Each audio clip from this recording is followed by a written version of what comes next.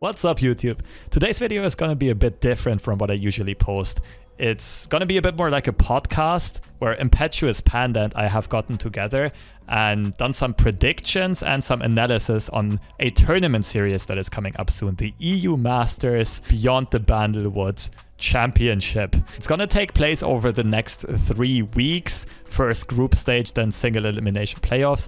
It has a very unique format. If you want to read up about it, I leave a link in the description with all of the details you'll need. But yeah, Panda and I will be two of the broadcasters, of the commentators for this tournament, and therefore we also will be covering some content around the tournament. And I have also played in the first iteration of this tournament myself, so I'm a bit emotionally invested and also very, very hyped. I do hope you enjoy this one. Feel free to leave any feedback if this type of content is also interesting to you. Is it the mustache? Who knows? Hello everybody, welcome to the Chronicles of Bandlewood event preview video. I am Impetuous Panda, of course, and I'm joined by the one and only memer streamer, FreshLobster. Lobster, how are you? Doing great. Can't believe the event is finally happening again. It's been way too long, but yeah, it's nice to have it be a regular thing, and it's actually one of the events I look forward to the most each year because it is very competitive. All the teams are great, and they play plenty of games. We have enough of a sample size to actually see which deck or which team outperforms the other teams in group stages. It's a great competitive event. I love it. As you can see by our faces, it is pretty, maybe not early in the morning, but it is, morning, which is not when we usually do content, at least for me, so bear with our faces if possible. Like Lobster said, I think the event is very, very cool, of course, that EU Masters the whole format, and also coming from Worlds and seeing the meta there and the decks used, I think I am extremely excited to see what a 7-deck lineup looks like for all these different teams. I think the variety is very high. We will see, obviously, Draven Scion and Zoinami and all the typical, usual suspects, but also I think there's a chance for a lot of wacky stuff like Zoe Heimer and Ezreal Shellfolk to really find a place in terms of the matchups and kind of the strategy overall for different teams. So very excited for that. We are going to go through every single group in this tournament, go over the players in each group, the countries, of course, in each group, give our predictions, and at the end, also go over the most decks used to climb by each player during the last week of the qualification period, just to go over kind of what players thought were the strongest, because obviously if you're using it to climb last week, then you're pretty sure that's the strongest possible deck to climb with because you want to qualify. So some interesting data there, and then we'll talk about the tournament meta that we expect, or kind of big players and kind of the general strategies we might see come into play for that. So without further ado, let's move into group group A. Lobster, your camera has apparently fucked up. Maybe if you restart OBS, or I'm not sure if it's your internet. It's fine here, so we can go back here until you fix it. Just maybe restart OBS. All right, I restart OBS. All right. You're gone here as well. We don't have you anywhere, Lobster. Let's go to Group A.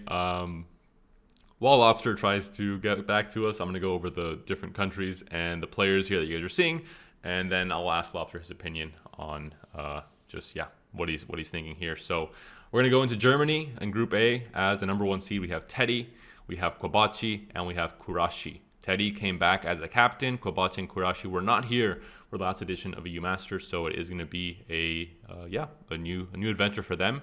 We have Greece, also the first time they qualified to EU Masters. Your back, Lobster, well done. We have Metal Frider, Red Naxel, and Lunimus. Greece was barely not making it into the last EU Masters. It was the UK that won a game with gems, and then Greece didn't make it. So finally they are in and they have qualified. Then we have Czechia with the Dream Team once again assembled: Bajatak, Thomas, and Pokervac. Not much more to say about them. Bajatak is a world's top 16 player and is in very hot form. And then obviously Thomas, last seasonal winner, or fourth seasonal winner in EU Master in EU, and Pokervac, number 1 to Masters every single fucking season apparently, so very strong player. And then we have Belarus, which are more unknown. We have Grinix, Stratos, and the name's Ephemeron, but he goes by Fima, that he's a streamer, and that's his main name, so we'll go with Fima for this video as well. Lobster, right away, going into this group, what are your thoughts on just these countries and these players? All right, I have some personal experience with all of these players. I know almost all of the players from either ladder or the tournament circuits. Of course, Germany, not only biased because it's the country I'm from, but I do believe it has always been the strongest region, maybe the strongest country. On average, there's so much competition, so many high-ranked players, not just quality of players, also quantity of players. It's incredibly tough to get into the top 3 in Germany. As you can see, there are a lot of players still left out that just couldn't make it, that were around 400, 500 LP, would have also deserved to be there. But we know Teddy for a long time. He's been crushing the ladder, has been holding rank 1 and rank 2s at the same time for a while with his Smurf, Teddy Smurf, obviously. And Kwabachi also has a second place in season and has been in the grassroots tournament scene since literally day 1, since the beta. And Kurashi also has been a bit on and off. I'm happy to see him make an appearance, a high ladder finish in this team. Probably the freshest of the 3 in this team, but overall a super stacked team. I think it's a very well-deserved number 1 seed and going into this tournament as one of the favorites. Greece is a bit more of a wild card. Metal F Rider, I mainly know from laddering. Redneck Cell, also consistent high ladder finishes. I've also played against him in the World's Championship, so some tournament, like qualifiers rather. So there's some tournament experience there for sure. And Luna and Musa I don't quite know as well. With this team, it looks super solid. I'm not sure if they have the wealth of tournament experience, though, that, for example, Czechia or Germany do have. Do you have any opinions on that, Panda?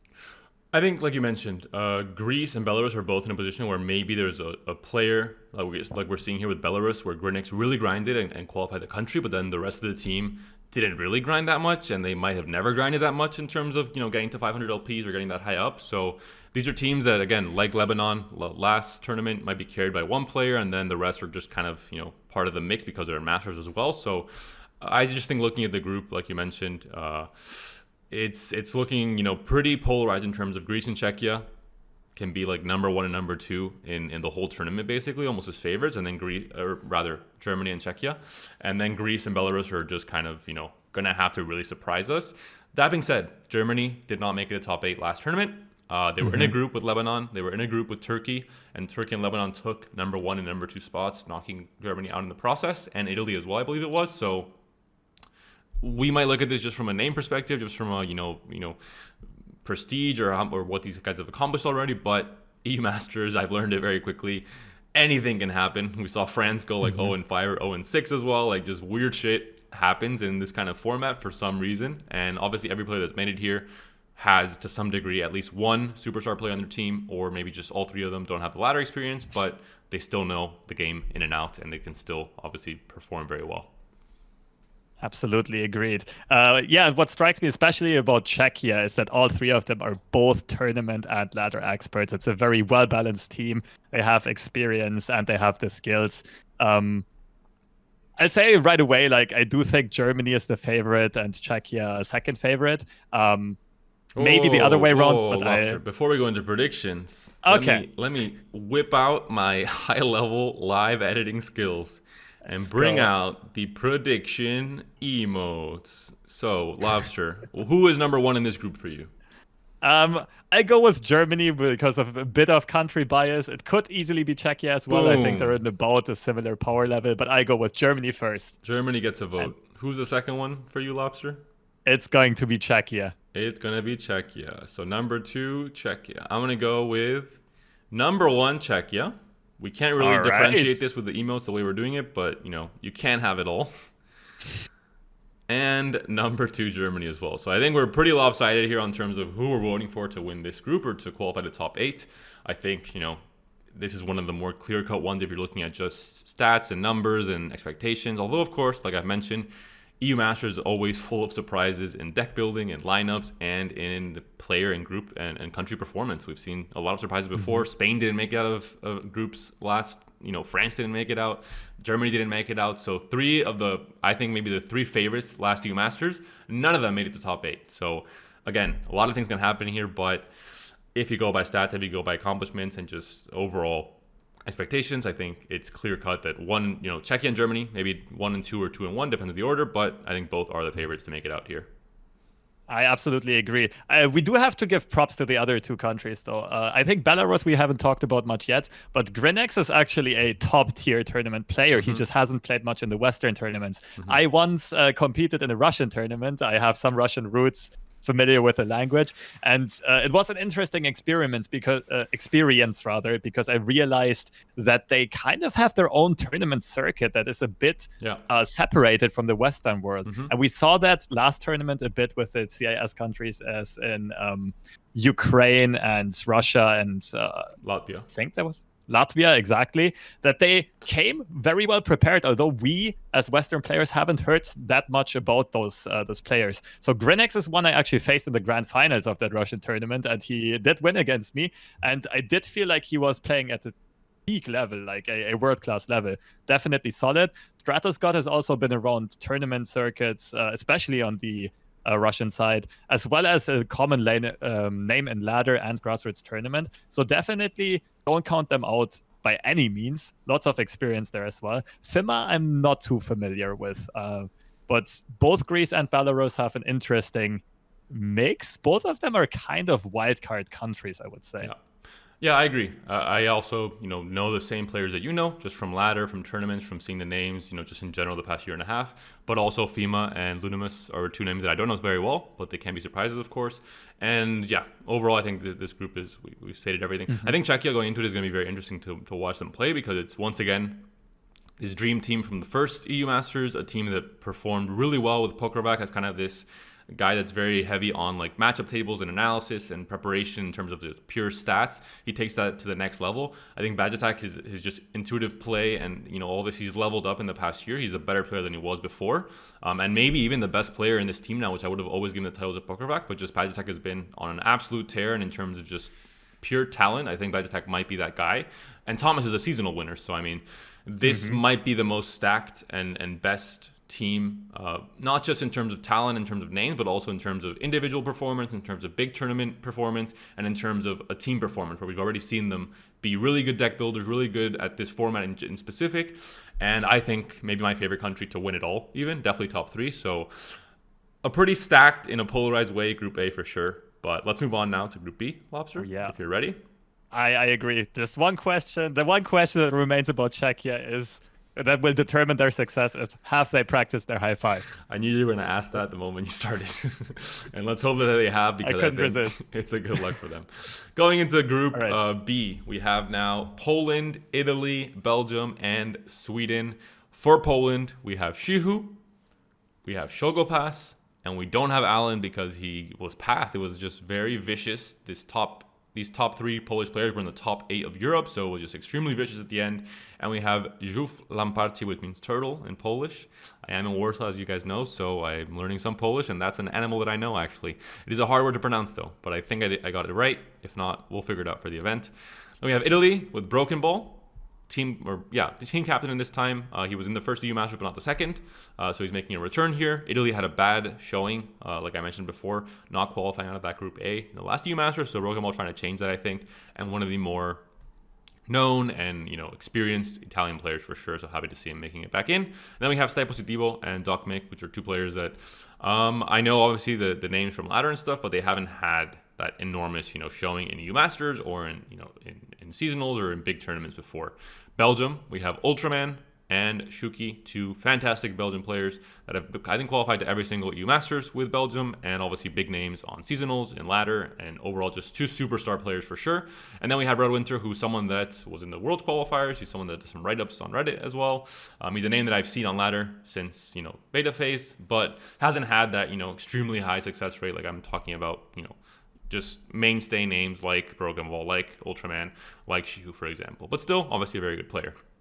Then we have Sweden. Sweden, as you guys are seeing here, is missing their superstar team captain, Salty Simon, who was in the last edition of EU Masters and just a very strong ladder player and seasonal player and fight night player, just a player that has a lot of experience in tournaments. Didn't make it here. I think he was busy playing Hearthstone, I believe, or just not trying to qualify. But instead, it was Aaron who's coming in as a team captain this time around. A Lee Sin player that I've seen on ladder, got very high LP very early on, and qualified Sweden pretty easily. And then I'm So Humble and Pyrox, two obviously pretty known names on ladder. Not, again, they haven't translated the success to tournaments on the big stage or winning seasonals or getting top 4 or top 8, but still names that have been around for a long time and definitely experienced Runeterra players in general. Lobster, I want to go over just your thoughts when you see this group, just initial thoughts. It's an interesting one because I think Sweden, although they have a very high LP finish in Aaron, I think they're definitely going to take the underdog role. The other three are very evenly matched, I feel like, at least on a tournament level. Although Belgium does fall behind a bit looking at average LP and rankings and so on, I do think, especially Ultraman and Shoki have that EU Masters experience. They're very comfortable with the format. Red Winter as well has been a top 4 in the first season in Europe, if I recall correctly. So might bring some new, fresh wind to the table, basically, some new ideas. Italy does lack some of the common names that we have usually always seen, like Meliadoro, like Soul, like Bulat, and so on. But also some new names which I mainly know from Ladder and Stay Positivo and Dogmake. But I think Broken Ball will tie it together very well. He is super tournament experienced and does have access to a lot of resources because he preps with a lot of different people. I think he's very well known in the European community, and he can definitely get a lot of input from a lot of different sources. Poland is going to be an interesting one this time around. I think you agree that last time Alan definitely did have something like a captain role. I think he called a lot of the shots in both lineup building and piloting. And it's going to be interesting to see if this is, like, they did get to 3rd place last time, which is a huge accomplishment. It's going to be interesting to see how this affects this team this time around. If they're going to be a bit more lost, maybe, or if it's going to be more evened out, right? If maybe all of them kind of get their input together and kind of everyone puts their strengths into the team's effort, and maybe they'll even outperform themselves from last time. As you're saying, I think both Sweden and Poland are missing their key kind of team captain from past EU Masters, a player that, for better or for worse, is very executes well on the decisions that they make. I think the leadership kind of role, and maybe too much of a leadership role in some cases, but still something that I think you need in any kind of team. I haven't played obviously in EU Masters myself, so I can't 100% say this is how it is, but I think you always need that guy that executes on decisions, that says this is how we do things, and makes the final decision when everyone else might be doubting or might be kind of in limbo, let's say, in that process. So yeah, we'll see how Sweden and Poland both missing this key role, and Alan for Poland and Salty Simon for Sweden. We'll see how they bounce into this format. Maybe it's better. Maybe now it's like more cohesive. Maybe everyone's on the same page, and it's kind of a more positive environment. Especially for Sweden, I think, speaking to I'm So Humble, you didn't say this directly, but I think he kind of alluded to this maybe being the case, with now everything being more peaceful with their preparation. But yeah, we'll see if that's a good or bad thing. But I was a bit distracted while you were speaking before, Lobster, because I was confirming this, because I'm like, wait a minute. This is actually the almost exact same group as the last EU Masters, switching out Italy instead of France. And this was the group of death back then, and True. I think it's still the group of death here.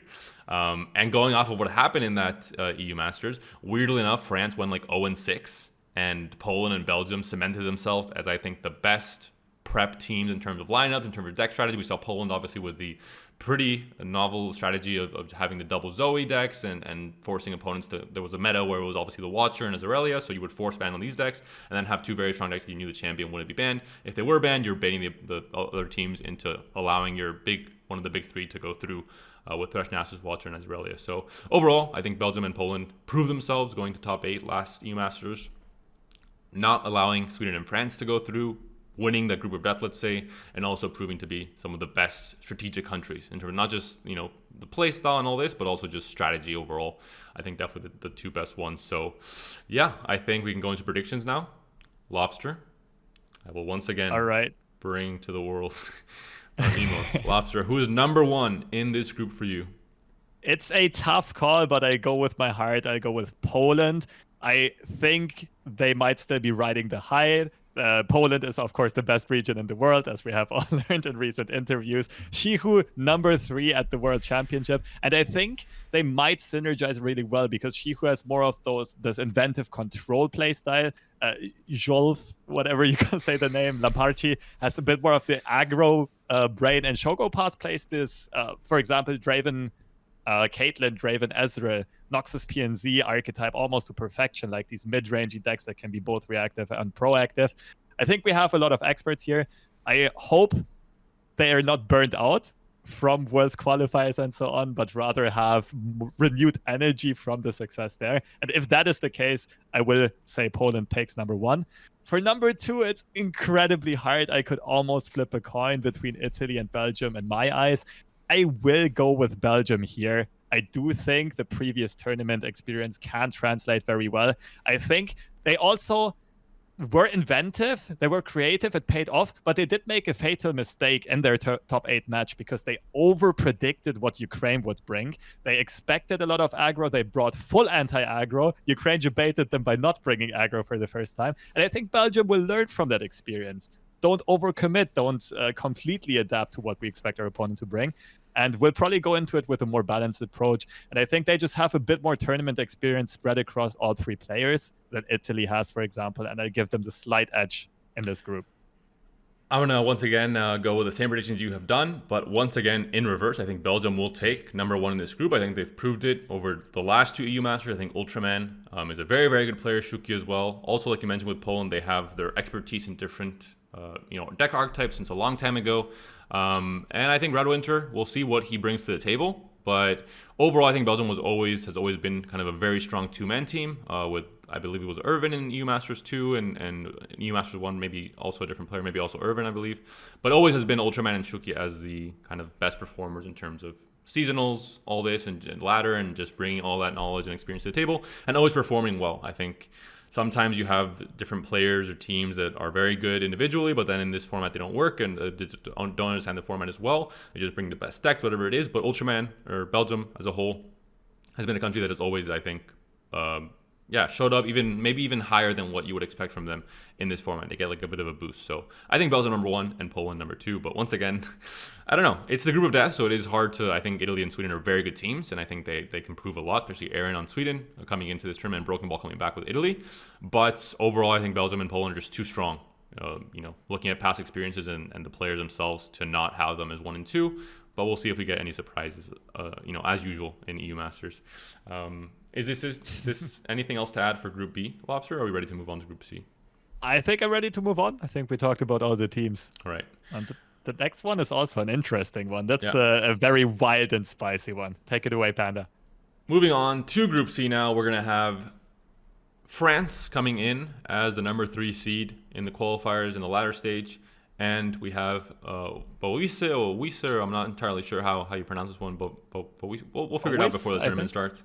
Ahuzotl, who's also a difficult name, and then Den. Thank you, Den, for having a 3-letter name that works perfectly. Lobster, okay, you're good, never mind. There was this pink stuff again, but you're fine. Then we have Russia, Ragnar Rosic, world's top 16 player, 05 WTF, and Carnality. 05 WTF is someone that I think was in the last edition as well of EU Masters, alongside Ragnar Rosic, are definitely a big name in the Russian scene. And then Carnality we know less about, but I think still a strong player, of course, with 481 LPs, so Russia was quite stacked. And we have Norway making a return after missing out on EU Masters number 2. They were there, of course, in EU Masters number 1, with much of the same team, with Marcus and with Trish Fangrel, 69. The Echo Uranium is a new player coming into the team, but I think they're catching up quickly. And of course, Norway had a bad showing the first 2 Masters, had kind of the France 0-5 or 0-6 or 1-5 in the end, showing in group stage. And it was a stacked group with UK and Czechia and Germany. I believe it was that Group D. So definitely they're trying to come back and prove that they can do better. I think they had some unlucky stuff, some bad play, of course, some big misplays that we remember, I think, to some extent. But Marcus and Trish Fangrel are very strong players. They've proved it in seasonals. They made top 8s, top 4s for Trish Fangrel. And Marcus has, in community tournaments, done very well as well when he put his mind to it. So I think definitely can be a strong group. And then we have Morocco. Goda, DDY. I'm not sure if that's Daddy or not, so I'm not going to go there. But let's call him Daddy. Let's just go with DDY for now, or just Goda. Very strong player, has proved it in ladder this season with Draven Sion. Was the first player, or was number 1 in Masters, I think, for the longest time, basically, throughout this qualification period. Always like at 500 something LPs just so quickly, and then was just camping and chilling. So very strong player. And then Milibellos and Teenage Wasteland we know less about. We'll be kind of like sorry with Lebanon when they have this very strong superstar, and then the rest kind of that are just more, question marks. But we'll see how they perform in this group. So Lobster, right away, what are your initial thoughts looking at this Group C? This group is the biggest question mark in my eyes, because most of the players are new, or at least a bit of wild cards. Like France entirely changed their lineup. Yeah. And although they were like rank 1 or 2 last EU Masters, and this time they're ranking third on average LP again, expectations are high, but I'm not quite sure about the team synergy because it's 3 new names, the familiarity with the format, and as well like the tournament experience. I know Den, the first European seasonal winner, can perform at peak capacity, but he's also taken a lot of time off of LoR from what I've known over the last couple of months or maybe even years since he won that first seasonal tournament. I don't know about years, Lobster. Runeterra's not been around for that long. It's almost a year, right? The first season is already a long time ago. But point is, I think he returned to peak form. I've ran into him a couple of times on ladder. He played super clean. He's always been like top 10, top 20 on the ladder. And I think there's definitely a mixture of experience and skills there, but maybe not experience in this specific format, which is something that Norway, of course, has great advantage in. They are experienced in all kinds of tournament formats, and they probably have an increased desire to prove themselves and to at least make it out of groups, if not make a mark on the whole scene. And we all know that Marcus, the Fight Night legend, at peak capacity can play incredibly well. Trish Fangirl has been making a showing on ladder and in seasonal tournaments consistently. And wildcard at Eki Uranium. We don't know what he brings or does not bring. Now with Russia, it's a bit more interesting because Ragnar Rosic qualified as the #1 seed, but I'm not sure about you. I was not very impressed by the performance at the World's Championship. I think the piloting was a bit off. I also think the lineup almost looked like Ragnar Rosic didn't prepare at all. It looked a bit outdated. And here's the big question. I'm not sure if that was just like some real life stuff going on and maybe not having had the time to really prep the matchups that were coming up, or if it's something else. But if your team captain, if your highest ranked player is not playing at peak level, then it might get a bit harder for Russia. It's also a rather new team. I know O5 has some tournament experience, can definitely also bring it together, as well as carnality. But that's why I'm saying this group is a full-on question mark. There's a lot of potential on every team, but also a lot of ifs. I agree with maybes. And Morocco is also the perfect example of this. Gauda Daddy, I just call him Gauda Daddy. Probably the most consistent, the best ladder player this season so far. But how well can he translate this into tournament performance? And how well does this team complement each other? So I think this is the wildest group. Do you agree with these takes, Panda? I agree completely. I think anything can happen here. Obviously, France has this idea of the last EU Masters, how they perform. So I don't know. I feel kind of weird if I break them as #1 because they're going to, do weird shit again.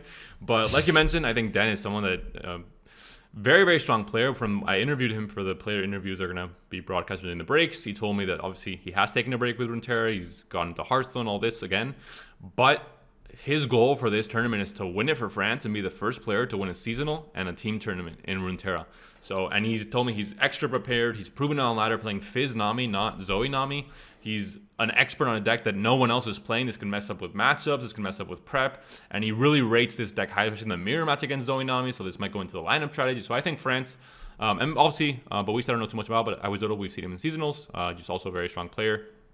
Like you mentioned, all 3 of these players are new to the format, so this can definitely affect things. But I think I respect Den a lot as a player. I think he's a very just good, talented mind when it comes to Runeterra. So I think he takes things seriously, and he knows he has this leadership role, I think, as well, from what I've been able to just see in interviews and stuff. And he's a player that I think is also just very good at predicting metas, deck building. I think, I don't know, maybe this is just speaking from anecdotes, but this is what it seems to me, at least. Russia, I agree with Ragnar Rosic having a weird display at the Worlds. I'm not sure what the reasoning was. That being said, Russia qualified to top 4 rather, beat Poland in quarterfinals last EU Masters, and definitely impressed me there. And I think they have 2 of the returning players coming back for this one, so I think you can't count them out. Norway, again, they have to prove that they can perform under pressure and really have a good, showing this time around compared to the first time. When you mentioned Echo Uranium and what he brought to the table, I hope it's not Echo decks. That's all I was going to mention. I wanted to interrupt you. And then Morocco, I think, is not going to have a good time. I think I haven't seen enough of Goda in the last year. Like, sure, he had a very good showing in this ladder, playing one deck, but this is a 7-deck format. You have 2 other players that I'm not sure how much they're going to add in terms of expertise, in terms of experience and all this. I think it might be difficult for them to adapt to the EU Masters format and to have, a cohesive, strong 3-unit group, not just one player. And I think with Sari in Lebanon, it was a different case because Sari is a very, very, very good player and has very proven tournament experience and deck building and lineup building. But for Goda, I'm not sure how true that is. I'm not sure if it's just a one-time ladder performance that obviously really was very good on Draven Scion, or if it's more than that. So we can go into predictions. I think definitely, like you mentioned, the hardest group to predict. I think anything can happen, and I wouldn't be too surprised. But Lobster, who is your number 1 seed getting out of this group? All right, this might be a bit of a hot take, but I do believe in the perfect redemption arc. I think Norway is going to emerge as the victor here. And continuing on the redemption arc, both of the teams that had the worst group stage performances so far, the second team is going to be France, reversing, well, maybe not completely reversing from 0-6 to 6-0, but taking the second seed probably with like a solid 4-2 or 3-3 on tiebreakers. That being said, don't count the other 2 out yet. They're both incredible wildcards. I've seen Gouda Daddy practice a lot of different decks on ladder recently, being willing to sacrifice some LP to gain some experience there. But like you said, I'm not sure if it's going to be enough to keep up with the wealth of experience that Norway and France already have. I'm going to go with France, number 1 seed. There's a few players in Runeterra's scene that I just blindly trust in terms of, just from what I've seen from their play, from just, from perception. I just immediately click as this is someone that has a lot of talent and just on all different fronts of what you need for success in a card game. And Den is one of those players for me. So I know he's been missing for a while. I know, all this stuff, but I think he can be the one to lead France to, once again, like you mentioned, a redemption arc. And for number 2, I want to go with Norway, but I'm going to go with Russia. I think I can't count them out after the last few Masters. They performed very well. Regardless of what happened at Worlds, I think Ragnar Rosic is a very strong player. I think they're Russia, as well as a country that I think there's a lot of national pride, and events like these, they really rally together. And I think, like you mentioned, there's a whole different community that Western players are not so used to, with Pedish being someone that we knew from seasonals, but had been crushing it in Russian tournaments and that kind of tournament scene for a while. And I think overall, people are always kind of underestimating the, Russia and Ukraine, like last EU Masters, and Russia specifically, I think. And they have what it takes, if they take it seriously, to perform very well in this format as well, with Ragnar Rosic having the experience and 05 as well. So I'm going to go with France and Russia as number 1 and number 2. But like I mentioned, and like you mentioned, I think this group is pretty up there in terms of what can happen. And this is the one where I'm most accepting that I will be completely wrong in my predictions, I think. Absolutely. That's actually a great point that you make with Ragnar, who has already shown he can play at a world-class level. He might be hungry for redemption as well after that World's showing falling a bit short. Then, therefore, we basically have 3 teams that are really out to prove something.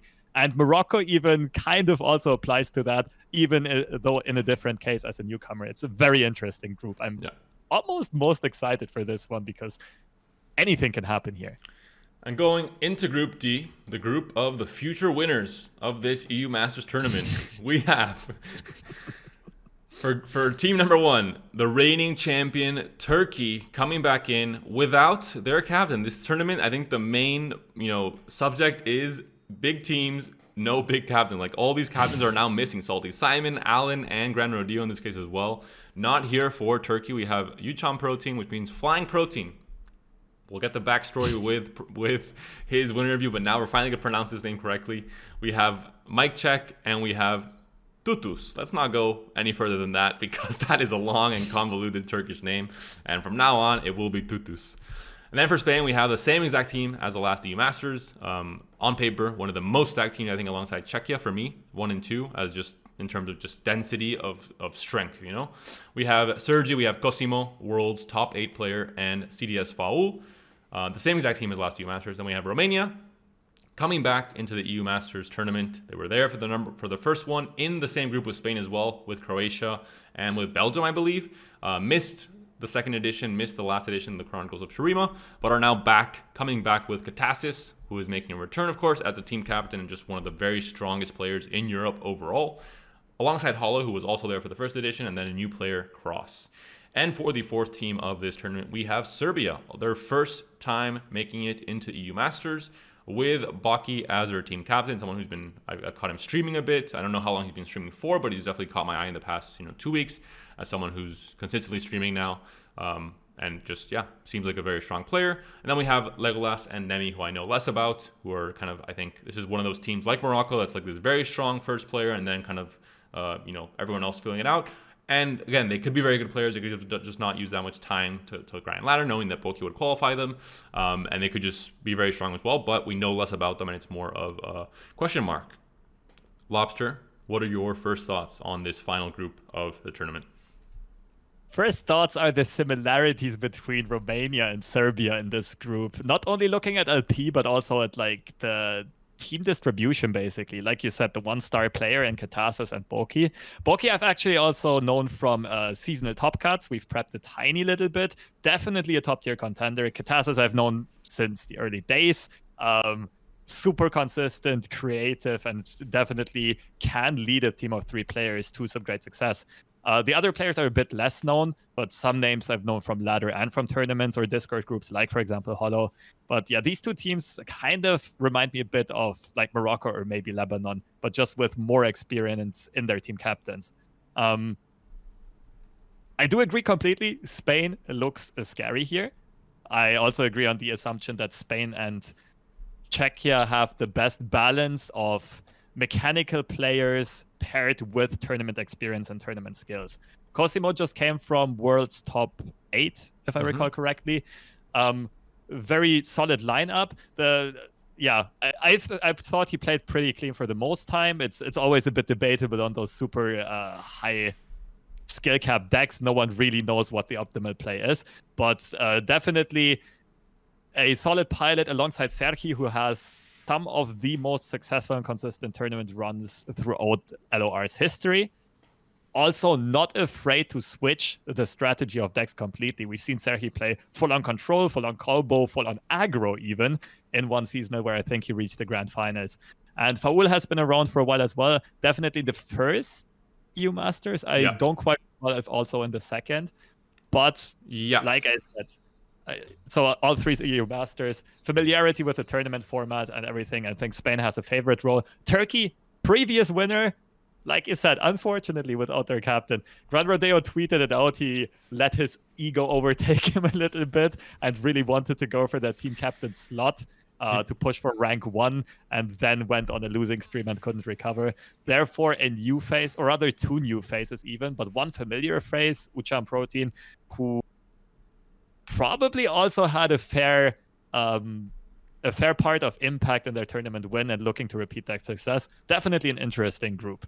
I think Gran Rodeo is called pulling off a Katasis when you're on on the final day and you just, a wire apparently just disconnects on your brain, your neural map, and says, all right, let's fucking grind, even though I'm qualified right now, for no reason. And then they just missed qualification. Katasis was even worse because obviously he doomed all of Romania, and there was strikes on the streets after this blunder on the second EU Masters. But he's made it back, obviously, in this group as well.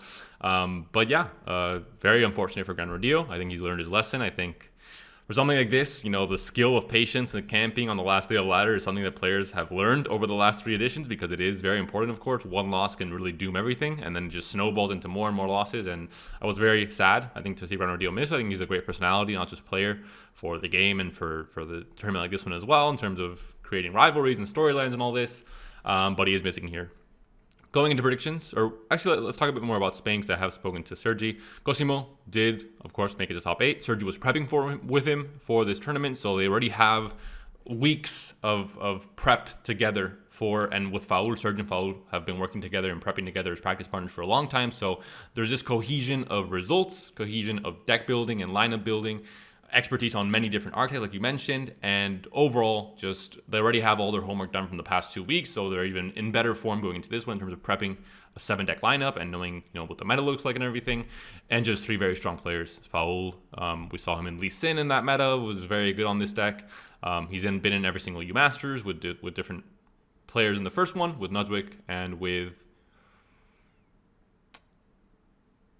Raxitos. But EU Masters 2 and 3, the same core, and this is, I think, now the dream team of Spain also.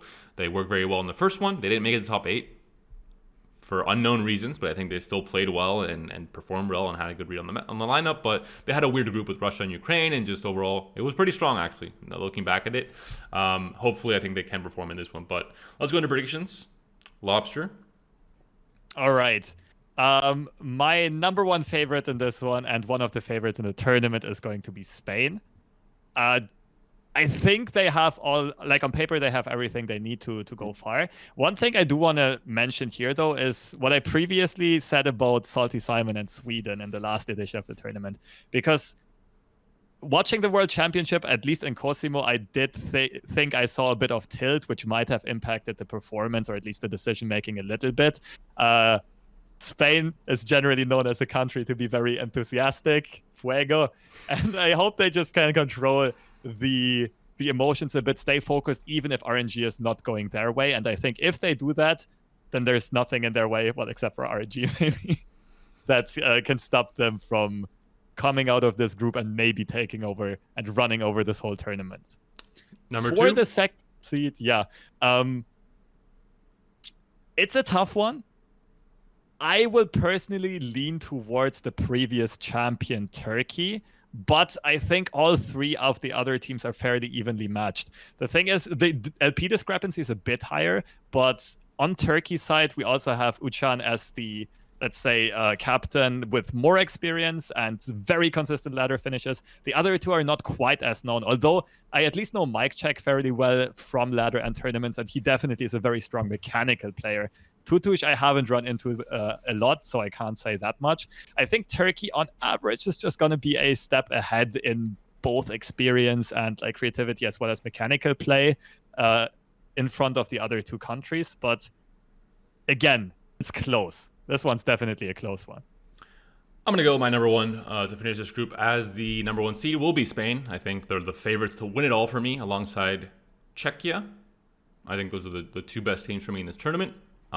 And for number two, I'm going to go with Romania. I think Itaz is a very strong player. I think he's hungry to prove it in this tournament as well. I think Hall is also a very strong player. And I think Turkey missing Grand Rodeo might be a detriment in terms of, expertise with different archetypes, in terms of just general experience overall. I think he was the number one most experienced player for Turkey. Although the results weren't really there for seasonals and top cuts and everything before U Masters, no Turkish player had really cemented themselves in the kind of the elite of Europe. But Grand Rodeo was the one that was closest to doing so, I think. I've always seen him on ladder as a very strong player. Uchan Protein as well, but I don't know. I think they're going to be missing Grand Rodeo a lot for many reasons. And I don't know. I think Atasis is a very strong player, and I think he can carry this team to a good performance and make it as top two. But again, these three teams, Spain, Turkey, and Romania, are kind of up in the air, whereas Serbia is a wild card, have a chance to upset. Of course, with UMaster, we've seen all kinds of things happen. I think it's very unpredictable, and every time we're going to get, I don't know, I think Lobster, we're going to have maybe 4 out of 8 predictions right this tournament, and that would be us being lucky, because shit goes down. I don't know why, but shit goes down in the UMasters. But these are, I think, my final predictions. So overall, we were pretty even all across the board, except for a few discrepancies for number 2 seeds in Group C and D. But yeah, I guess we just know a lot about the teams are going off stats and going off names. But again, anything can happen, I think, in the EU Masters format. We are now 40 minutes into the video. We're going to go into the most decks used to climb and the more deck aspect and meta aspect of the video. Now that we've gone through all the groups and you guys know all the players and all the countries competing, which I think is going to be a nice preview going to the tournament. Will be nice to have all that information. But there we go. Most decks used to climb. One quick note here. This is off a Google Forms response sheet that players gave to GG Tech and to myself for just a lot of information across the board about the players and background info. So this is not, purely correct data. I think Stratos was trolling, saying Timo Caitlyn. So we're going to, put an asterisk on that one. I think he didn't actually climb with that in the last week. But for everyone else, I'm going to assume they were trustworthy and gave us the right answer. So right away, the first thing to note, we have all the different players and all the decks they've used. I think we're not going to analyze that specifically because it might just take too long. But I can just slowly, you can pause the video and you can see if you're very curious about a specific player. But looking at the decks used in total, we have Zoe Nami leading the pack with 14 out of the 48.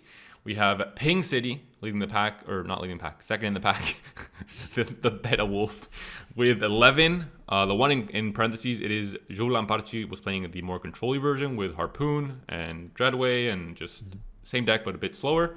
Then we have Draven Scion as the top, to round out the top 3. Ziggs Poppy, 4 players use this deck. This is the last week or last few days of climbing, the most important days. So this is when Ziggs Poppy was becoming a thing and kind of taking the same role as Pink City as this aggro, very good deck to just stomp, decks that don't have healing with in the last few days. 3 players on Zoe Lee, 3 players on the Lulu Poppy Rally, 2 players on Bandle Tree, 2 players on Field of Rush, both part of Team Romania, Katasis and I believe Cross. So both players, trying to counter Pink City and the aggro decks to some extent. Then 1 player on Draven Caitlyn was Badge Attack, 1 player on Teemo Caitlyn, Asterisk, Stratos, I'm not sure about that one. And 1 player on Pirate Aggro who was I'm So Humble. He saw Aaron qualifying with 500 LP. He's like, all right, I have to get into this, top 3 into Masters. He just climbed from Plat in like 4 days, just playing the good old Pirate Aggro, not even the Pink City, and made it in. So right away, Lobster, what are your initial thoughts on this deck distribution for the final week of qualification?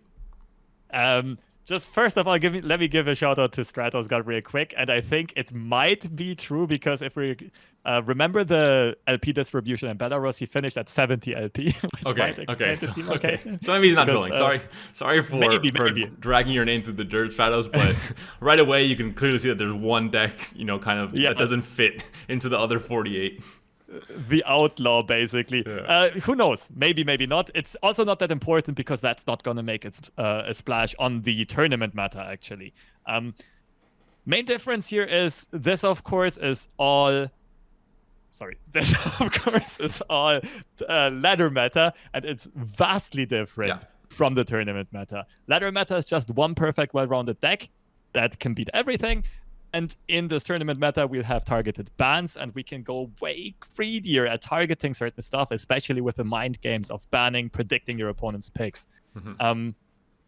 One thing that both formats have in common, which is very interesting, is closed deck lists format. And we'll get into that a bit more later on.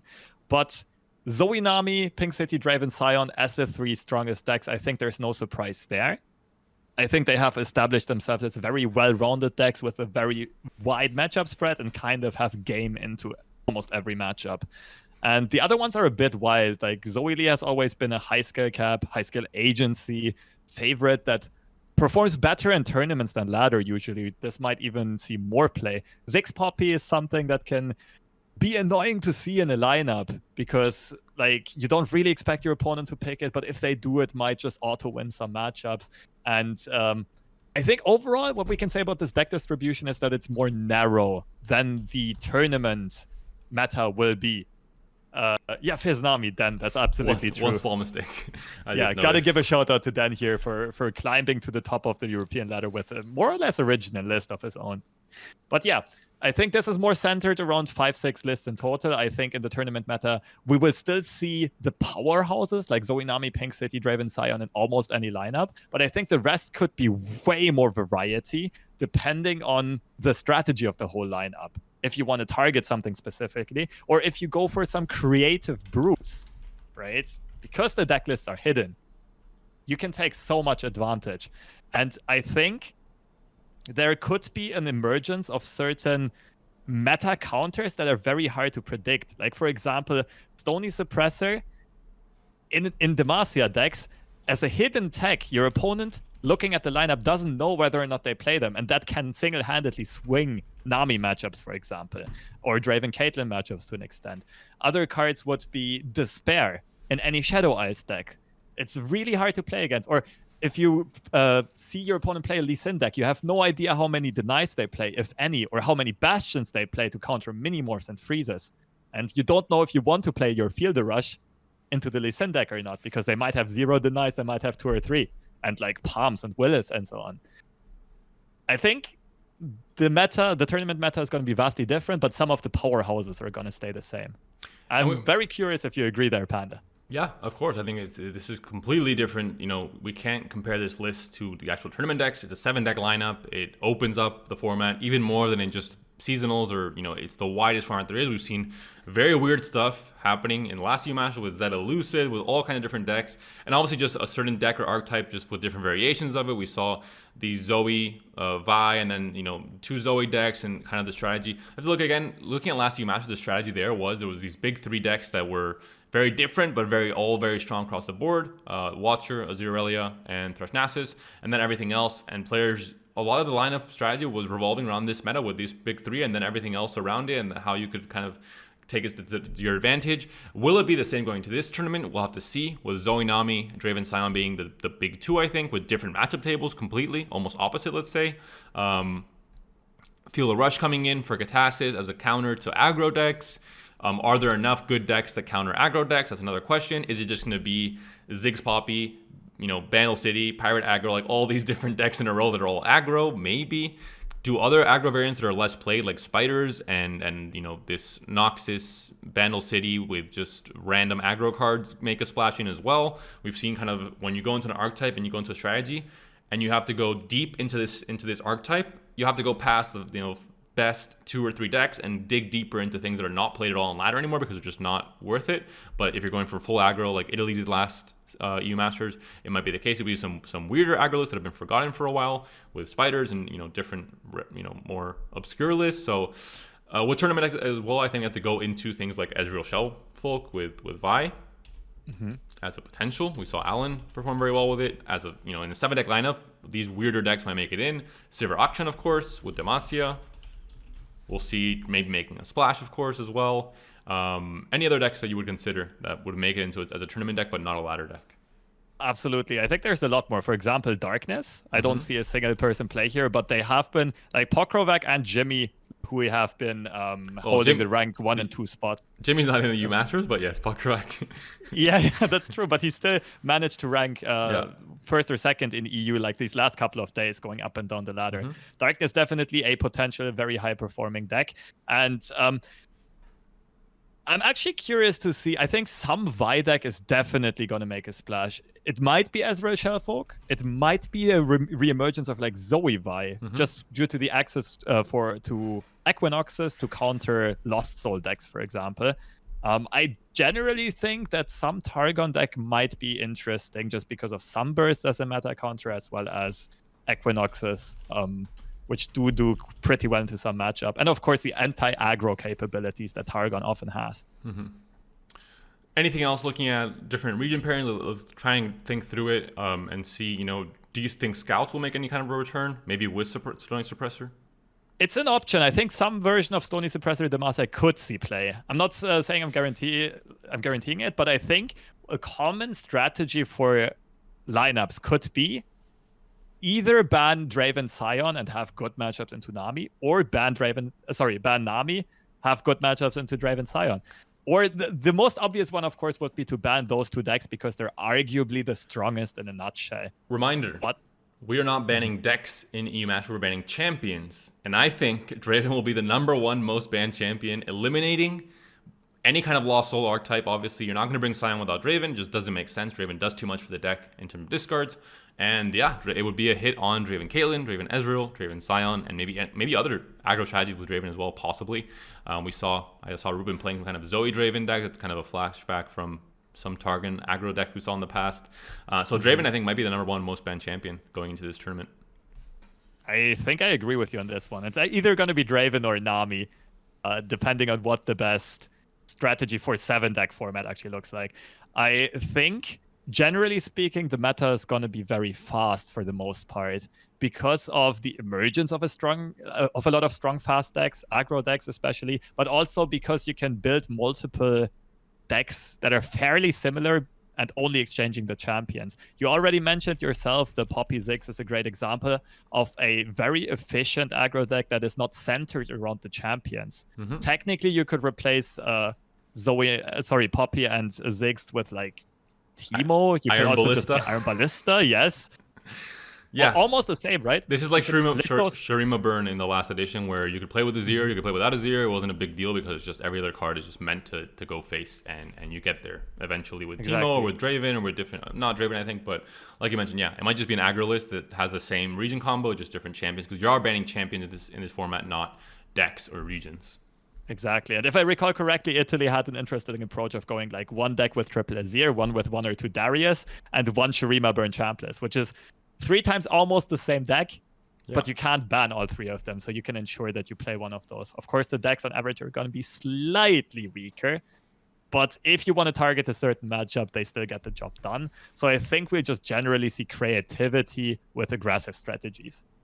Going by regions, do you think we'll see Xerath Zillion at all? Or is it too oddly positioned for this kind of format? It's a very good question. I think in a nutshell, it's a bit too weak to see a lot of play, like in a vacuum. And it gets outperformed by aggro a bit, but we could maybe see it as like be played once, twice, maybe 3 times. Just like, for example, the elusive Z deck last time, where it wonders as a one-off. We saw that once and it worked perfectly against Nasus and got a win and basically determined the outcome of the series. And maybe this could be a similar story here. Ezreal Karma? Ooh. Mirai Karma? Mirai Karma, let's go. I was going to say, some Karma deck could see play. You can go Karma ? Especially if people start picking up Field Rush again, right? And then you see a Karma in your opponent's lineup and you start to panic and you don't know, like, oh, do I ban this? Is that enough of a reason for me to not queue my deck? Another thing we could definitely see is some Catalog of Regrets deck or some version of Gohard, whether it's TF Gohard or Catalog of Regrets Gohard. Gohard, of course, is generally good into aggressive strategies, and if we expect a lot of players to be wide on aggressive decks, we just ban the 2 control-ish decks and farm everything else with Gohard, Field Rush, and the likes. Yeah, those are all valid options. That again, because it's a wide format, there might be decks that aren't going to be the in every single lineup, but they can make a surprise showing as a comfort pick, possibly even for some players. As just when you're, again, I've talked about it before, when you're doubling up on a certain strategy, where you have to, anti-aggro, aggro, mid-range board. We've seen all these different strategies used before in all the EU Masters. You have to go not just 2 or 3 decks deep into that, strategy with the best performing decks, which are usually the ones that we all know very well, that are on ladder as well, because they're just the best decks for that, game plan. But also just, you have to go 6 or 7 decks deep, and then you're getting into, oh shit, I guess I have to bring Karma, I have to bring Go Hard Catalog, I have to go more creative with the options you're bringing because you're targeting specific strategy. Maybe against a team that's playing aggro, you're going to go anti-aggro, so we can see some very weird stuff. Plunder, we haven't seen in the decks used for the qualifier, can make a showing, I think, as well. Although, using Gangplank, that's one of the difficulties of banning champions, you're going to have to use Gangplank in both Pink City and in this deck, and that might be a problem, obviously, so we might see decks less because of this as well, taking this rule into account. So a lot of variables to keep in mind for this format that can be very different, but let's go with a Plunder ? Are there any other decks that we are missing that could see play, that could make a splash, that are kind of on our radar, but not, beeping very wildly, let's say? I think we already called out all the more obvious choices. Great addition of Plunder, by the way. It's fairly well balanced. It could definitely make splashes in some lineups. If you're playing like a mid-range type archetype, like game plan, then Plunder would be obviously one of the, not even a top 5 deck to put in it, but like a top 3 even. So definitely, but again, the champion restrictions is going to make things a bit weird, for sure. Yeah. Overwhelm? Maybe like Overwhelm and for example TF Swain are some of the decks that have always made some showings, but they kind of got power crept. I'm not sure if they can compete anymore in this expansion. I would rather expect some newer archetypes to emerge rather than these old ones to show up again. Especially looking at, for example, Shihu playing in this tournament, we saw the creativity at the World's Championship level. Maybe we'll see some bonkers Heimerdinger or Victorless or something to make seemingly unplayable champions playable just because they have good matchups into something. So I think Targon Andal or Targon PNZ could actually make some surprise appearances in general. But we already kind of covered that in Zoe Vi and Invoke Control. Yeah. I think we've covered most of all regions, most of all possibilities. Again, this is just general talking points to go over certain things. But like LoCaSelest mentioned, we're not the ones that are trying to qualify to group stage. It's going to be the teams in the different countries trying to formulate wacky ideas, off-the-wall ideas, obscure ideas to give them a bit of an edge going into it, or just, you know, players playing comfort picks and playing the best possible stuff with a certain strategy, and we'll see most of, obviously, the obvious answers and obvious decks. But I think, yeah, we can always expect some surprises. We've seen it in every Masters. We saw it at Worlds even, with a smaller format with only 3 decks, so I think it's definitely a meta that allows for a lot of experimentation, a very diverse meta, and I am really looking forward to what is going to come here for EU Masters, because it's, I think, the best position. Compared to last meta, it was terrible, but even then it was still a fun tournament. So this meta, I think, even better. Let's go back to this screen, because I think we're almost done here. We're almost going to reach an hour as well. Lobster, any closing thoughts on the tournament we have? Let's go for 1 more minute until we end this. All right. Just one last thought that appeared to my mind. What do you think about Deep? Deep is probably not going to make it. It kind of sucks ass. But yeah, you're maybe, probably right. Maybe there's a chance. It's a fan favorite. Yeah. And it's... But it's not a favorite in EU Masters. It's performed pretty badly on stream, especially. So I'm not sure we'll see too much of that. Quick notice as well. I'll leave links to the Reddit thread with more player info in the description. We have 2 new casters, Sparkling Iced Tea and Caster Gem, joining us for the broadcast team as well for this tournament. So very excited for that as well.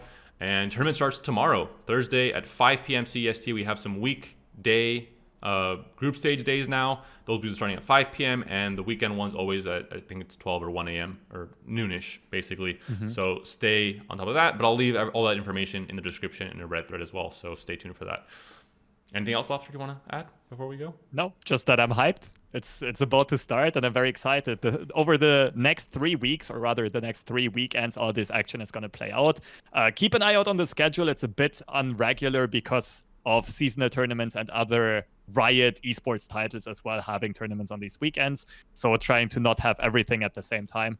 Keep an eye out on the schedule. And yeah, I'm very hyped for this one. 4 days of group stage from now, Thursday to Sunday, to start things off. Next week, we'll have the last 2 days of group stage. Then next weekend, quarterfinals, and then I believe finals on that same weekend on Sunday. So 3 weeks total for this competition.